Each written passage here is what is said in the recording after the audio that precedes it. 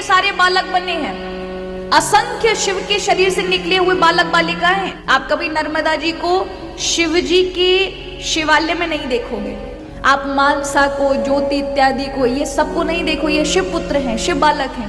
आप जब भी देखोगे शिव परिवार के साथ, किसी को देखो ना देखो लेकिन नंदी को जरूर देखोगे।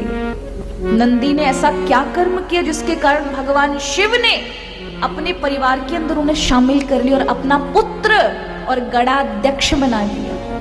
ये जो नंदी महाराज हैं, ये हैं शिलाद ऋषि के पुत्र।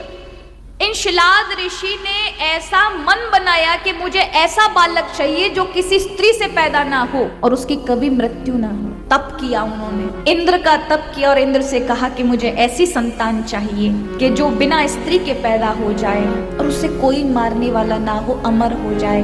इंद्र ने कहा कि हे ऋषिवर, मेरे अधिकार में ये सब नहीं आता, मैं अमर नहीं कर सकता, लेकिन यदि तुम महादेव की शरण में जाओ, उनकी तपस्या करो, उन्हें मना लो, तो वो तुम्हें ऐसी संतति दे सकते हैं। शिलाद ऋषि ने हिमालय में जाकर के महाराज कठिन तप किया।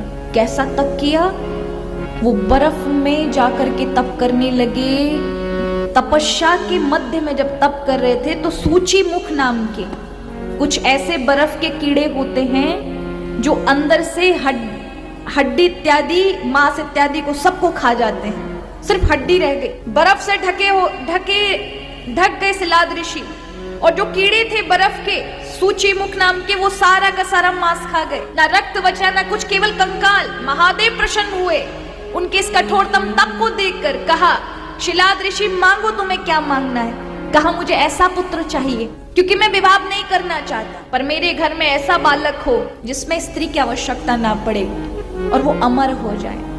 महादेव ने कहा, तथास्तु, मैं ही तुम्हारे यहाँ बालक बनकर आऊंगा क्योंकि मेरे अलावा कोई भी अमर नहीं है। जिस दिन मैं आऊंगा अग्नि से मेरा प्राकट्य होगा। शिलाद ऋषि बड़े आनंद के साथ महाराज अपने घर आ गए। एक दिन यज्ञ कर रहे थे, यज्ञ के महाराज मध्य में ही आनंदी उद्घोष करते हुए एक नन्हा सा बालक उस अग्नि में से प्रकट हो गया। शिलाद ऋषि के चारों ओर आश्रम में देवताओं ने घेर लिया। स्वयं महादेव प्रकट हो गए। चारों ओर पुष्प वर्षाएं होने लगी, महादेव की जय जयकार होने लगी। अब जैसे ये बालक हुआ, शिलाद ऋषि ने बड़े प्रेम के साथ उनके सारे संस्कार किए। जात कर्म संस्कार, नामकरण संस्कार, चूड़ाकर्म संस्कार, सारे संस्कार करने के बाद इस बालक की योग्यता भी ऐसे साक्षात शिव हैं, तो उनमें हमारा साधारण बालकों वाले गुण नहीं थे, असाधारण गुण थे। जो भी उन्हें कुछ पढ़ाया जाता वह पहले ही पढ़ाए थे। एक दिन मित्रा वरुण नाम के ऋषि आते हैं। ये इस बालक की जो अभी अग्नि से प्रकट हुआ है, आनंदी नाम, उस बालक की आयु 11 वर्ष की हो चुकी थी, 12 वर्ष में लगने वाले थे। उसी समय मित्रा वरुण नाम के ऋषि आते हैं शिलाद ऋषि के पास और कहते हैं, मैंने आपके बालक के बारे में सुना, एक बार मैं उसका हाथ देखना चाहता हूँ। शिलाद ऋषि ने कहा, महाराज, मेरे पुत्र के हाथ की रेखा देखने की आपको आवश्यकता नहीं है, इसकी रेखा तो स्वयं शिव ने लिखी है। बोले, नहीं, फिर भी देखना चाहता हूँ। देखा तो उन्होंने कहा कि इस बालक की आयु तो मात्र 12 वर्ष है, अगले वर्ष इसकी मृत्यु बिजली के गिरने से हो जाएगी।